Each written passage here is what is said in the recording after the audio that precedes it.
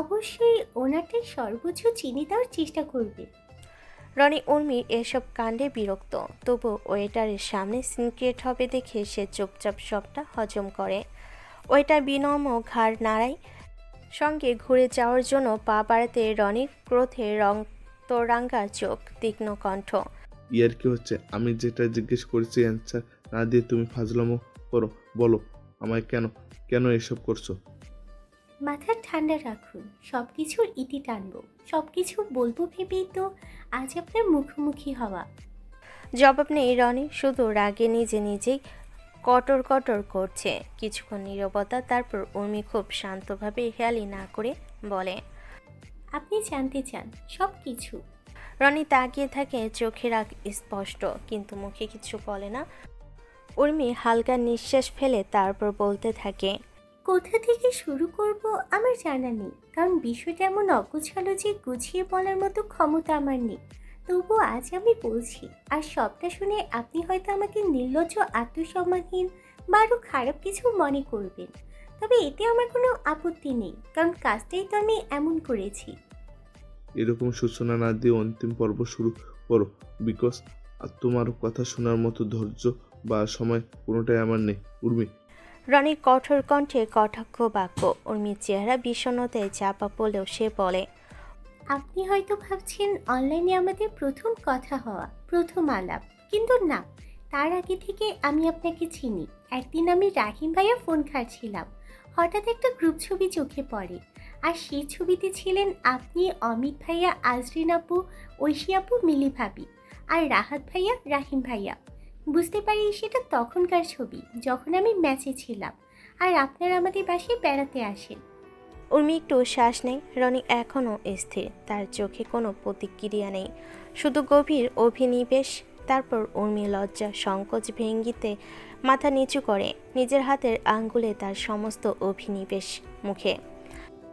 সেই ছবিতে আপনাকে প্রথম দেখা, সে ধীরে বলে, তারপর সেখান থেকে ধীরে ধীরে অজান্তে আমার মনে আপনার জন্য অন্যরকম একটা অনুভূতি জন্মাতে শুরু করে। জানি না সেটার নাম কি, আমি জানিও না এই অনুভূতির নাম কি হওয়া উচিত, বা আদেও তার কোনো নাম আছে কি না। শুধু এতটুকুই বলতে পারবো, এই অনুভূতি আমাকে শান্তিতে ঘুমাতে দিত না। প্রতি ক্ষণে, প্রতি মুহূর্তে শুধু আপনাকে নিয়ে ভাবাতো। ভিড়ের মাঝে, পারিবারিক মিলনে সবাই আনন্দ মেতে থাকলেও আমার চিত্ত পড়ে থাকতো শুধু আপনাকে নিয়ে। উর্মির গলা ধীরে ধীরে ভারী হয়ে আসে, তবুও সে বলতে থামে না। এই নামহীন অনুভূতিটাকে আমি যখন উপেক্ষা করতে পারছি না, তখন সিদ্ধান্ত নিয়ে আপনার সাথে যোগাযোগ করব, যেভাবেই হোক আপনার সাথে কথা বলবো। আর এই সিদ্ধান্ত থেকে আমি নানা ছলছাতুরি আশ্রয় নিয়ে রাহিম ভাইয়ার কাছ থেকে আপনার নামটা জেনে নিই।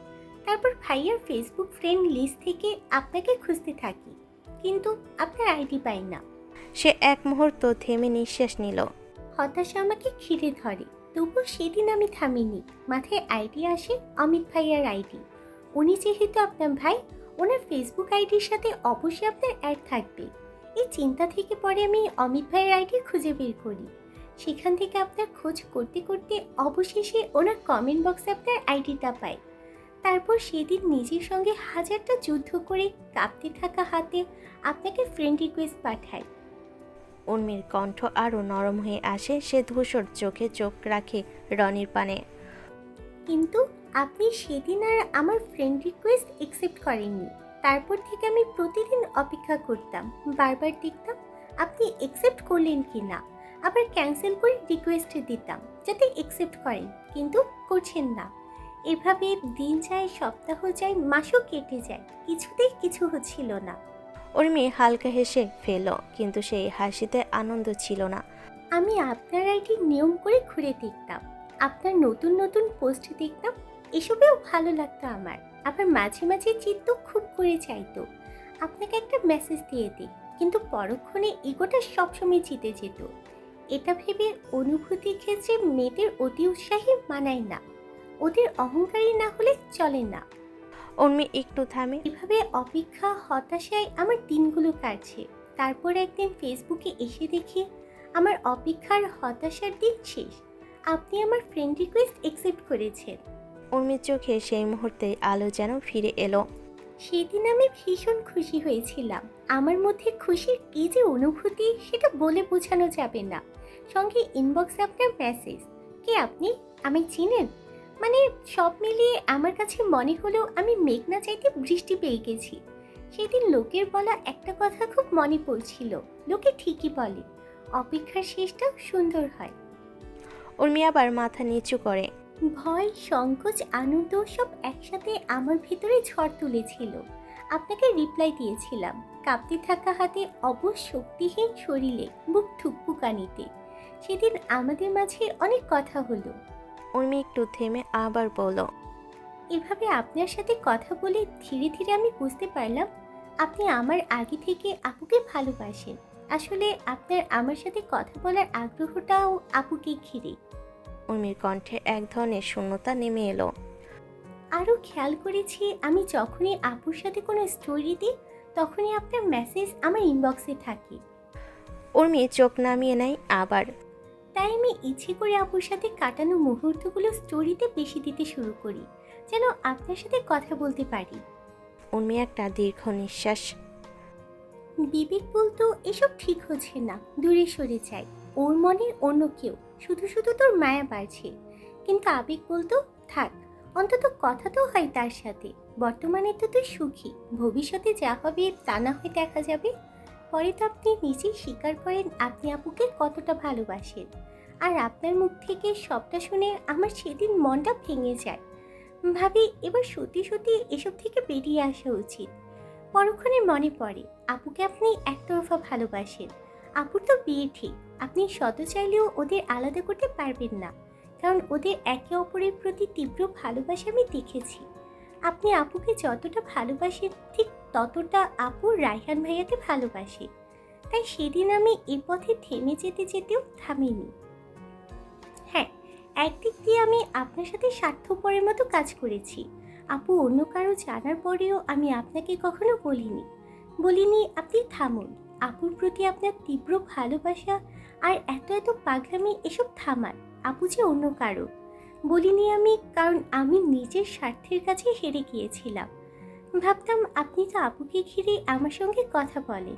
যদি এখন এই মুহূর্তে জানেন আপু জীবনে অন্য কেউ আছে, তাহলে হয়তো আপনি শুধু আপুকে না, আমিও আপনাকে হারাবো।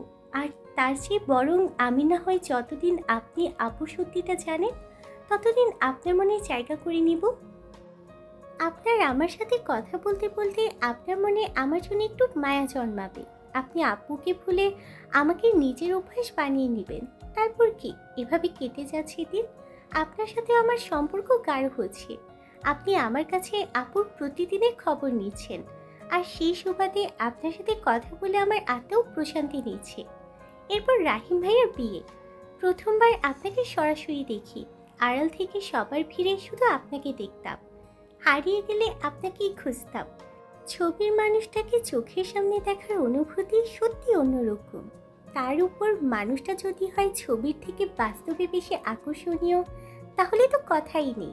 উর্মির মধ্যে একটা উত্তেজিত প্রতিক্রিয়া। মনে আছে আপনার রাহিম ভাইয়ার বিয়ের কাপল ডান্সের কথা? আপনি সবার অগোচরে ছলনার আশ্রয় নেন।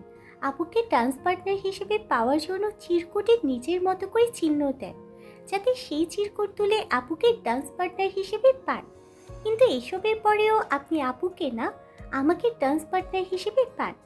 আসলে সেদিন আপনি সবার চোখ ফাঁকি দিতে পারলেও আমার চোখ ফাঁকি দিতে পারেননি।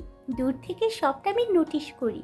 আর আপনারা সবার অগোচরে আপনার দেওয়া চিরকুটটা চেঞ্জ করে সেম আরেকটা চিরকুট আমি দিই, যাতে আপনি আমার পার্টনার হন। আর তাই হলো।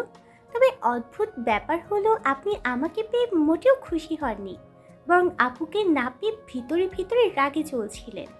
আর তার প্রভাবে আপনাদের প্রথম কাছাকাছি মুখোমুখি হওয়াটা শুরু হয় ঝগড়া দিয়ে।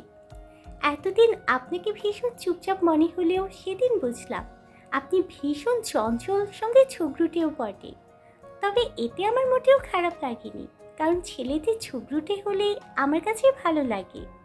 উর্মির কণ্ঠ বদলে যায়। তারপর আবার সেদিন আপনি যা করলেন, আপুর কাছ থেকে প্রত্যাখ্যান পেয়ে প্রতিশোধ নিতে আমাকে এক প্রকার কিডন্যাপ করে জোর করে নিয়ে গেলেন বিয়ে করবেন বলে। উর্মি একটু থামে, তারপর ফিসফিস করে। জানেন, তখন আমি আপনার এসব কাণ্ডে না ভয় পেয়েছি না ঘাবড়ে গেছি, বরং ভিতরে ভিতরে আমিও মহা খুশি ছিলাম। রনির ভ্রুযুগল কুঁচকে যায়। উর্মি বলে, আমি ভাবতে লাগলাম হয়তো আপনার প্রতি আমার ভালোবাসা সত্যি বলে এভাবে আমি অপ্রত্যাশিতভাবে আপনাকে পেয়ে যাচ্ছি। কিন্তু কিন্তু আমার ফোনে একটা কল আর আমি সব কিছু পেতেও সেদিন সব হারালাম। রনির গলা এক অজানা অনুভূতিতে শুকিয়ে আসে। সে বোতলের ক্যাপ খুলে পানি খাওয়া শুরু করে। আর উর্মি, বিয়েটা সেদিন হলো না, আপনি আমাকে নিজের ওয়ালেট সহ কতগুলো টাকার ব্যাংক কার্ডগুলো হাতে ধরিয়ে দিয়ে স্বার্থপরের মতো চলে যান। একটাবার ভাবেননি আমি কিভাবে বাড়ি পৌঁছাবো, বা খোঁজও নেননি আমি ঠিকমতো বাড়ি পৌঁছেছি কিনা। আপনার সেদিনের স্বার্থপরতা, তাও আমি আপনাকে নিয়ে শুধু ভেবে যাই। ওয়েটার আসে 2 কাপ কফি নিয়ে, বিনম্রভাবে রেখে চলে যায়।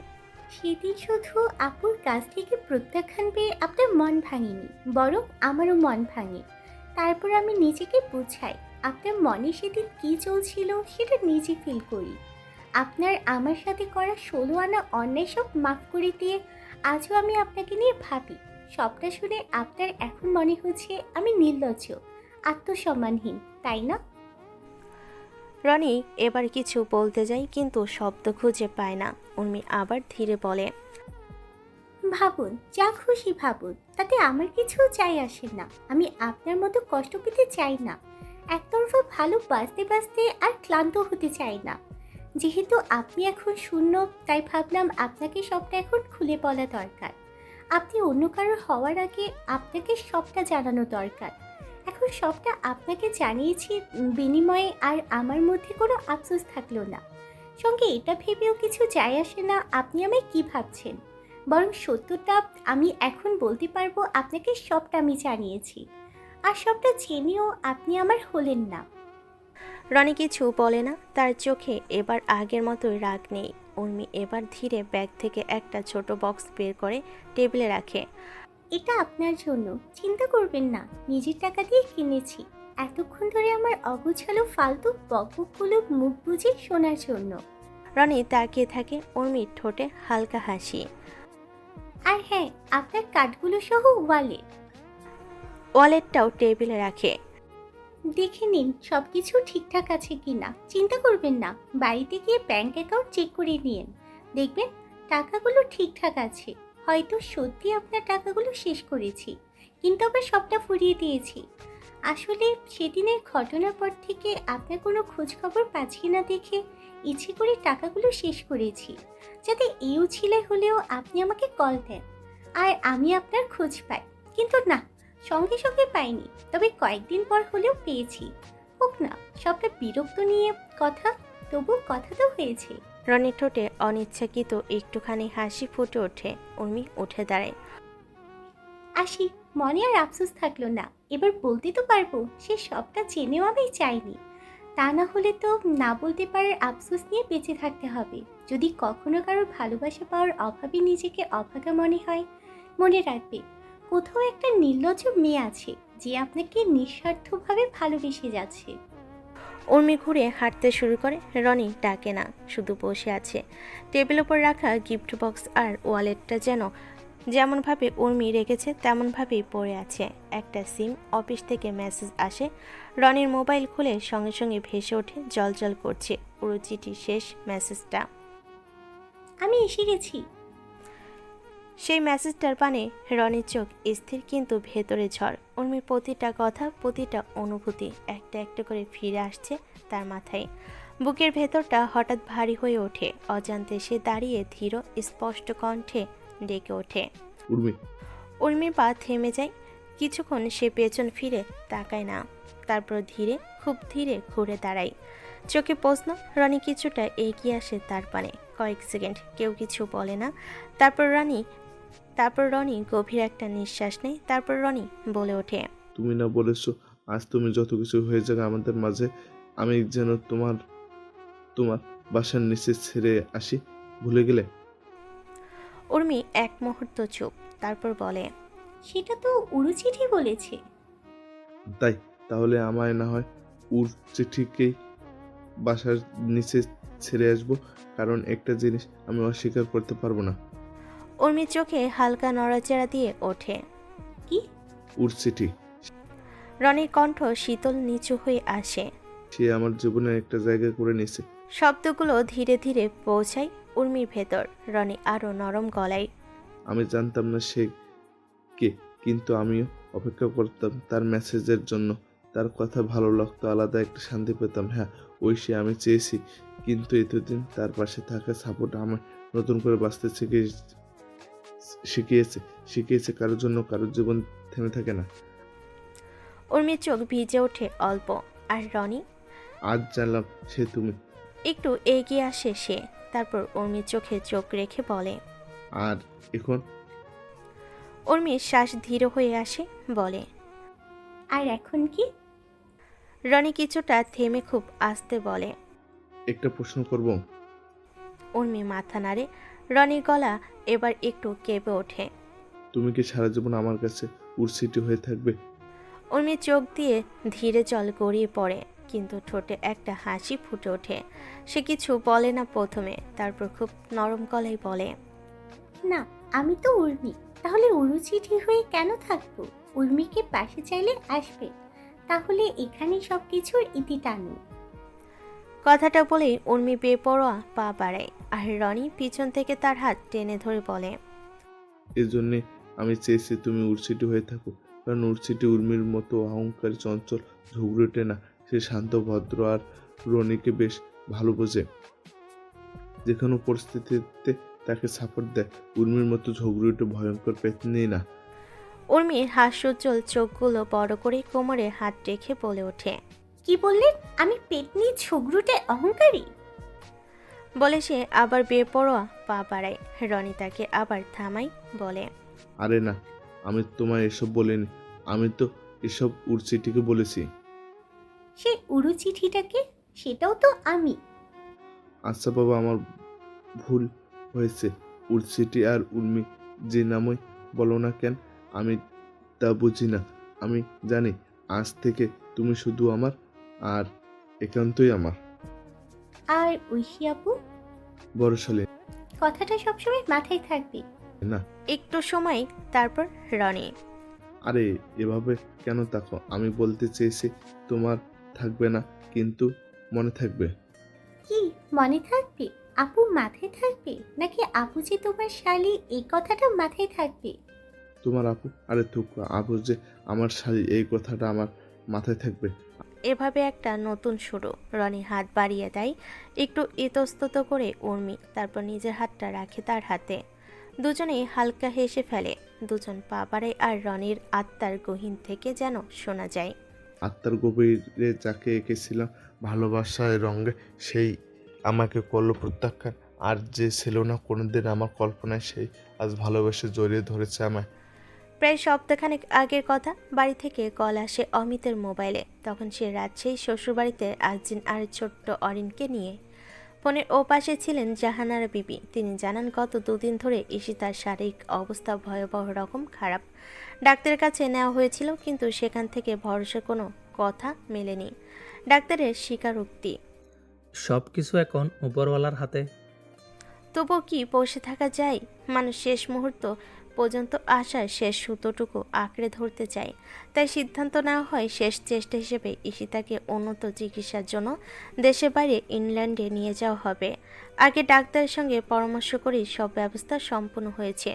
সময় খুব কম, পরের দিনই তাদের ফ্লাইট। ইংল্যান্ডে যাচ্ছে আরিফ, ঈশিতা, সঙ্গে ঈশিতার ভাই নাজিম। কিন্তু ছোট্ট ঈশান, তাকে রেখে যেতে হবে বাড়িতে। সিদ্ধান্তটা ঈশিতার জন্য সহজ ছিল না। সবার কাছে খারাপ হোক, কিন্তু ঈশিতা তো একজন মা। মায়ের হৃদয় তো কারো কোনো যুক্তি মানে না। ঈশানকে ছেড়ে যাওয়ার কথা ভাবতেই তার বুক ভেঙে যাচ্ছিল। তবুও বাস্তবতা, নির্মমতা তাকে বাধ্য করে। সেখানে তার দেখভালের জন্য কেউ থাকবে না, তার উপর একটি শিশুর দায়িত্ব, সব মিলে অসম্ভব এক সমীকরণ। শেষ পর্যন্ত কষ্ট বুকের ভেতর চেপে রেখে সে সবার সিদ্ধান্তে একমত পোষণ করে।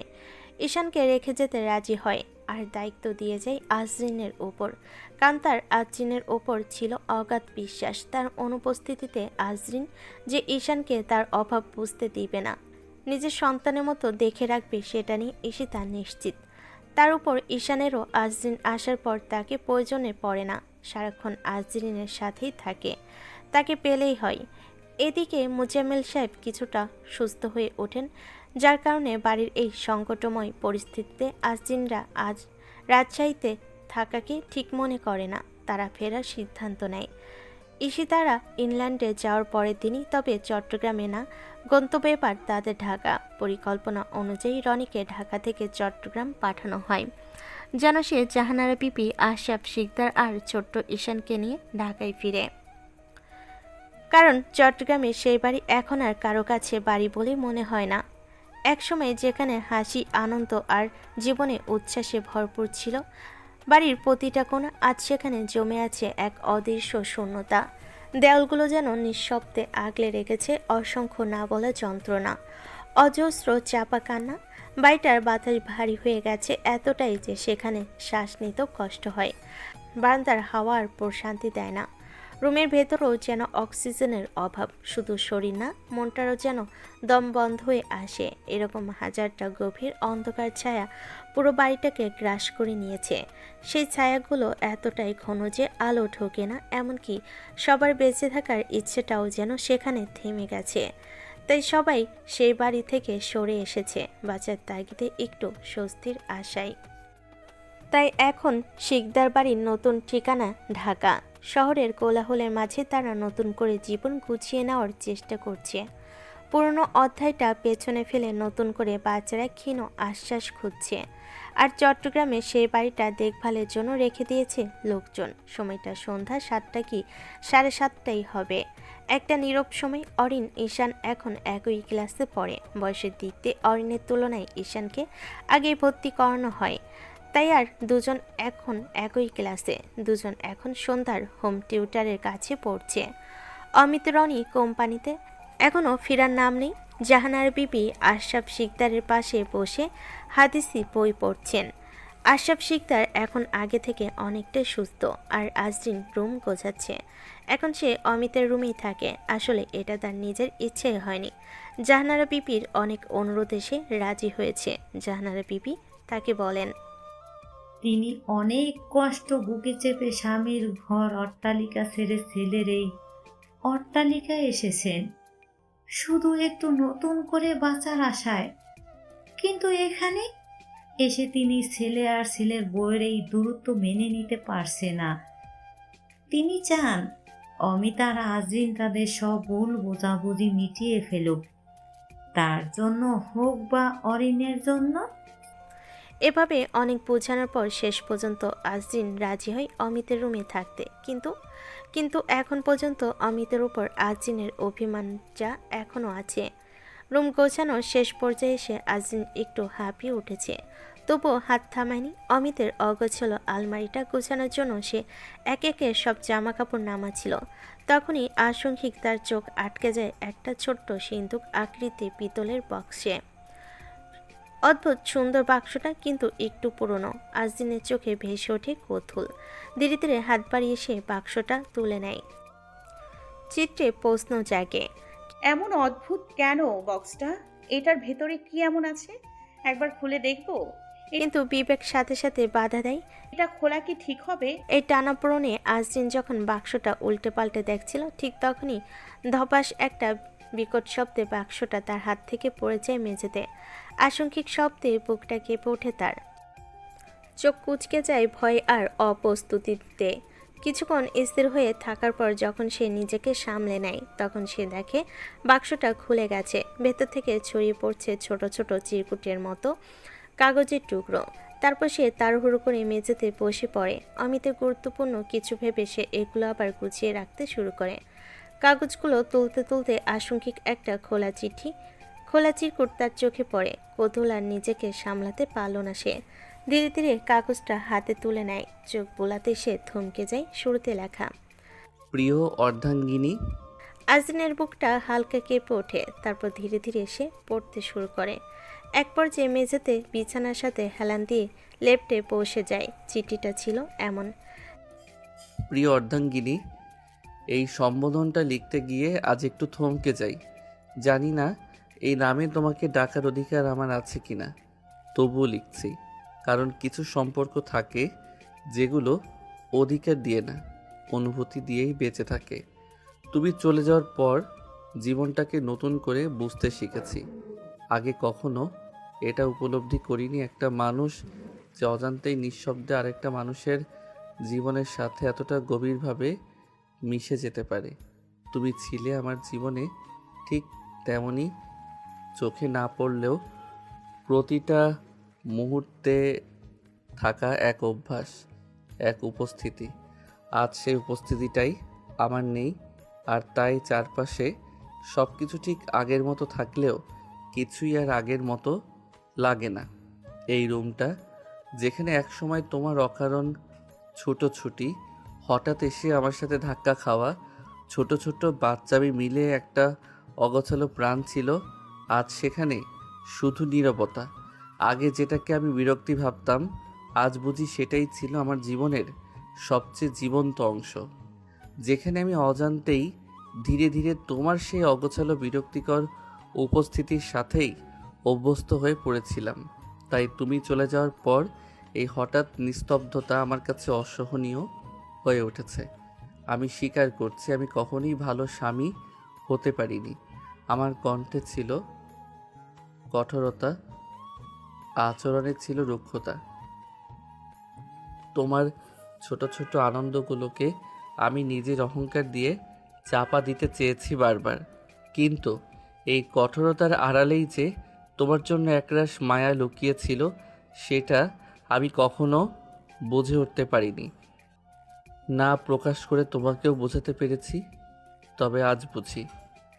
এই ধরো না, তুমি যখন আমার জন্য কফি বানিয়ে আনতে, তারপর চুপি চুপি আগে এক চুমুক দিয়ে চেখে নিতে কফিটা ঠিকঠাক হয়েছে কিনা আমি দেখতাম, আর আমি দেখেও না দেখার ভান করতাম, সঙ্গে আনমনে হাসতাম।